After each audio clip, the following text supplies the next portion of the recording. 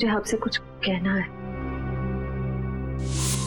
समझ नहीं आ रहा कैसे कहूँ। यार परेशान तो है वो। जब तुम बीती बातें भूल चुकी हो तो दया सर के बारे में बात करने से तुम्हें इतनी तकलीफ क्यों हो रही है?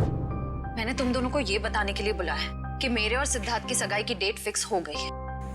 तुम ये शादी किसी दबाव में तो नहीं कर रही हो ना? क्या डेट फिक्स हुई है एंगेजमेंट की? 28 सितंबर। श्रेया ने जो फैसला लिया है उसके पीछे कोई तो वजह है। तो क्या वजह हो सकती है?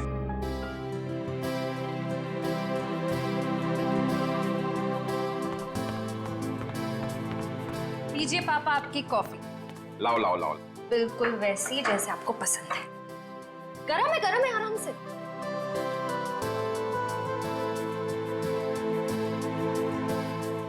वाओ, मेरी बेटी जैसी कॉफी इस दुनिया में कोई नहीं बना सकता। वो तो है, लेकिन एक जमाने में मैं भी बहुत टेस्टी कॉफी बनाया करती थी।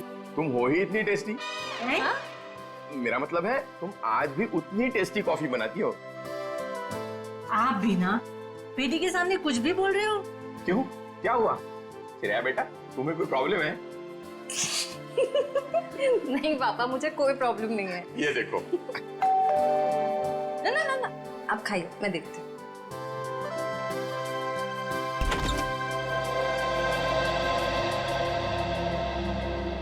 सिद्धार्थ, क्या हुआ, चौक गई मुझे देखकर? सिद्धार्थ बेटा आओ, अंदर आओ।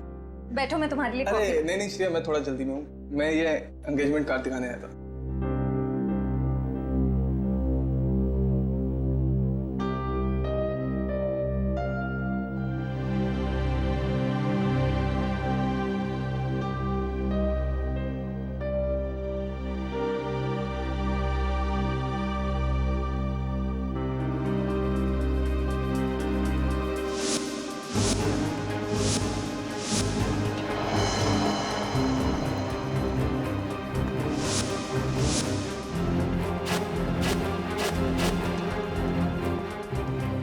कैसा लगा डिजाइन? कार्ड पसंद नहीं आया? कोई बात नहीं, दूसरा बनवा लेंगे। नहीं, कार्ड अच्छा है।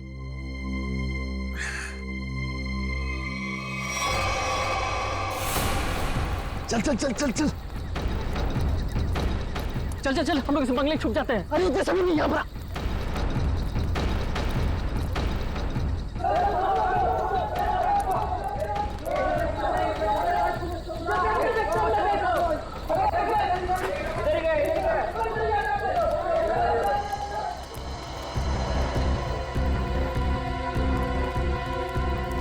चल चल निकलते हैं यहाँ से।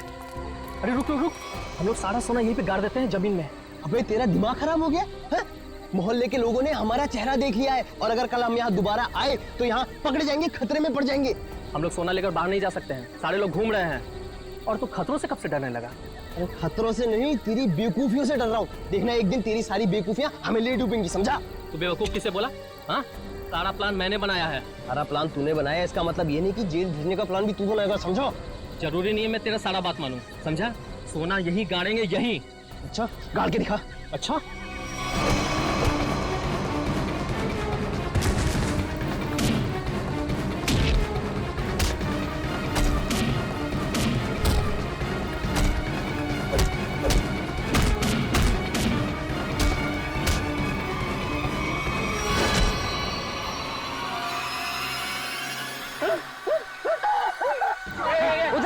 उधर से आवाज है।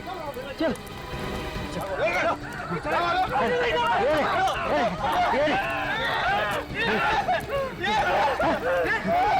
अरे ये तो कंकाल है।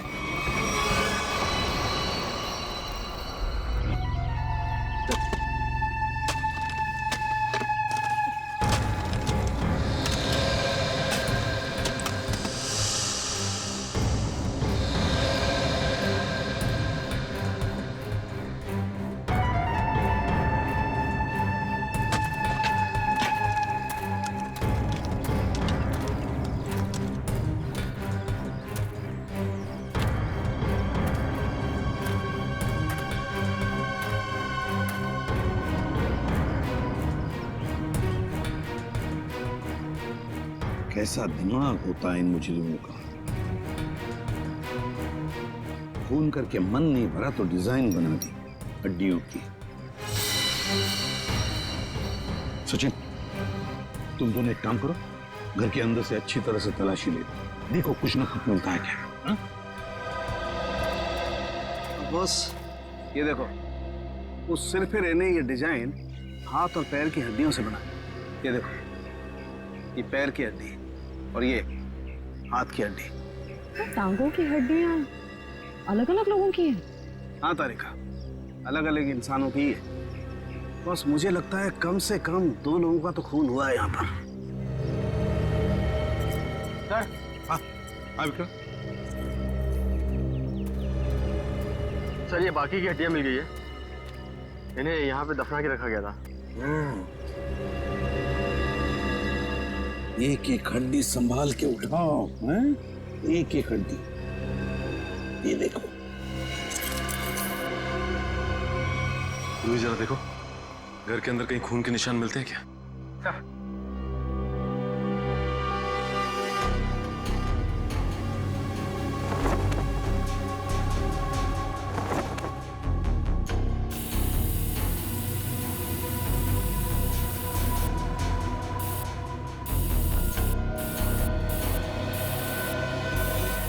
जी सर, गांव वालों का कहना है कि 1984 में इस घर के मालिक अपने पूरे परिवार के साथ ऑस्ट्रेलिया चले गए थे छुट्टी मनाने के लिए। कुछ दिनों बाद उनकी मौत की खबर आई वहां से। पूरी फैमिली समुंदर में डूब गई। अच्छा एक बात बताइए, ये इनकी मौत के बाद कोई घर का ख्याल वाल रखने नहीं आया था? नहीं सर, दोस्तों और रिश्तेदारों को लगता था कि इस घर में कुछ आत्माएं। आत्मा? अच्छा, आप लोगों ने यहाँ पे आत्मा देखी है क्या? जी सर, कुछ परछाइयाँ दिखती रहती हैं अक्सर। हाँ, और कुछ ऐसी भयानक सी आवाजें भी आती है सर। हाँ? कैसी भयानक सी आवाजें? सर, कभी किसी के चीखने की आवाज, कभी किसी के रोने की आवाज आती है।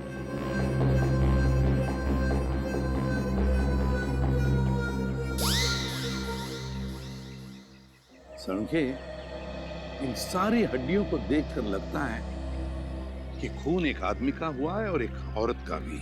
ये देखना, पेल्विक गर्ड, एक पेल्विक गर्डल किसी औरत की है। हाँ बस, लेकिन एक कमाल की बात है, क्या?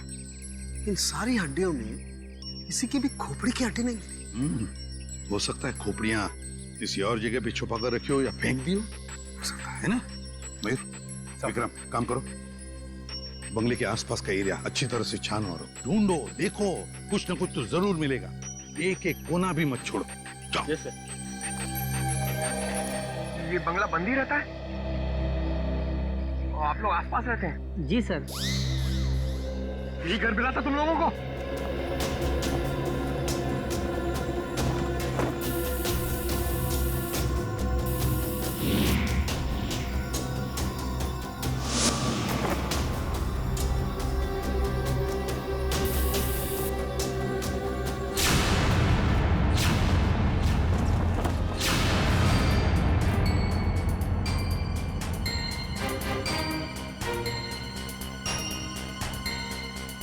सूखा हुआ खून। सर ये टेप रिकॉर्डर और ये प्रोजेक्टर मिला है। टेप रिकॉर्डर और प्रोजेक्टर और ये सूखा हुआ खून, इसका मतलब कोई ना कोई बहुत गहरा राज छिपा है इस बंगले के अंदर। सर, सर खोपड़ी तो कोई नहीं मिली, मगर ये कार की चाबी मिली। कार की चाबी है ना, बड़ी अजीब बात। कार की चाबी है पर यहाँ पर कोई गाड़ी नहीं। एक आदमी एक औरत की हड्डियां हैं पर उनकी खोपड़ियां नहीं। फिर है क्या ये सारा चक्कर? और फिर किसने किया है ये? RAIMA,